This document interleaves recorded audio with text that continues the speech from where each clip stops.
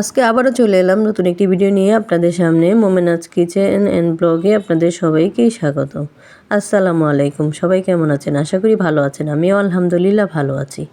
তো আমি এখানে সকালের নাস্তা বানাতে চলে এলাম। প্রথমে একটি ডিম ফেটিয়ে নিয়ে তারপর কাঁচামরিচ, পেঁয়াজ আর লবণ দিয়ে ভালোভাবে মেখে আমি এখানে ডিমটা ভেজে নিয়েছি। আর এখানে আমি একদম হোটেল স্টাইলে পরোটা বানিয়েছি। তো আপনাদের সাথে সেটি শেয়ার করব। মূল রেসিপিতে চলে যাই। পরিমাণ মতো লবণ আর তেল দিয়ে মেখে নেব। সামান্য তেল দিয়ে ভালোভাবে মেখে নেব। আর তেল দেওয়ার পর আটাটা মেখে নেওয়ার পর দেখবেন খুবই একটা স্মুথলি হবে, এভাবে একটা বেঁধে যাবে। তখনই আপনারা বুঝে যাবেন যে একটা সুন্দর হবে।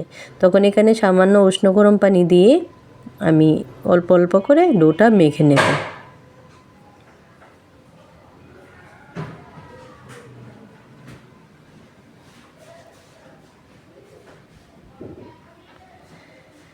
তো আমার ডোটা মাখা শেষ।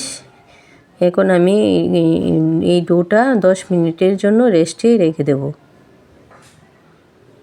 তাই এখানে সামান্য পরিমাণ তেল উপর দিয়ে তারপর আমি এখানে এটা ভালোভাবে তেলটা মিশিয়ে তারপর আমি একটি পুলের সাহায্যে ঢেকে নেব।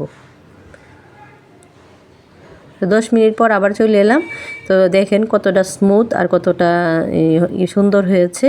তো এখন আমি এটি সবগুলোকেই সুন্দর করে একটি করে নেব আর লেচি কেটে নেব। আর লেচিগুলা আমি যেভাবে রুটি করে নেব।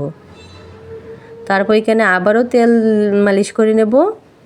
হাতে অল্প অল্প তেল নিয়ে আবারও এগুলোর মধ্যে দিয়ে দেব আর কিছু গুঁড়ি দিয়ে দেব। তারপর এগুলোকে আবার হোটেলের স্টাইলে আবারও লিচি বানিয়ে নেব।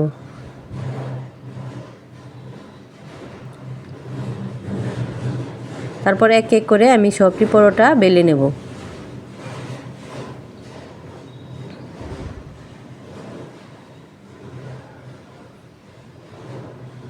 তো আমার পরোটা বেলা শেষ। এখন ছেঁকার পালা। তাই একটি তাওয়া বসিয়ে দিলাম চুলায়। আর এপাশ ওপাশ ভালোভাবে সেঁকে তারপর এখানে আমি পরিমাণ মতো তেল দিয়ে দেব। দেখেন আমি উল্টে পাল্টে দুই পাশই ভালো করে ছেঁকে নিয়েছি। এখন যে অল্প তেল দিয়ে দিয়েছি।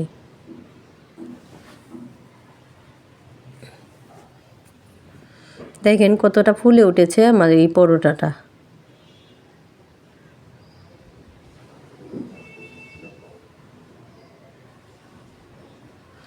ভালোভাবে চেপে চেপে আমি পরোটাগুলো ভেজে নেব।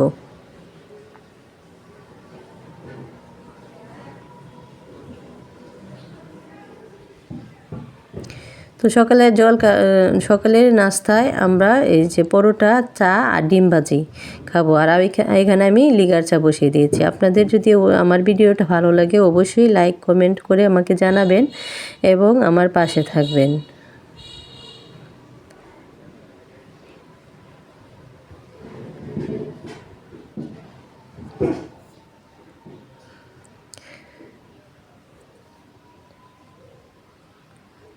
তো আমার চাও হয়ে গেছে। সবাই ভালো থাকবেন, সুস্থ থাকবেন। আল্লাহ হাফেজ।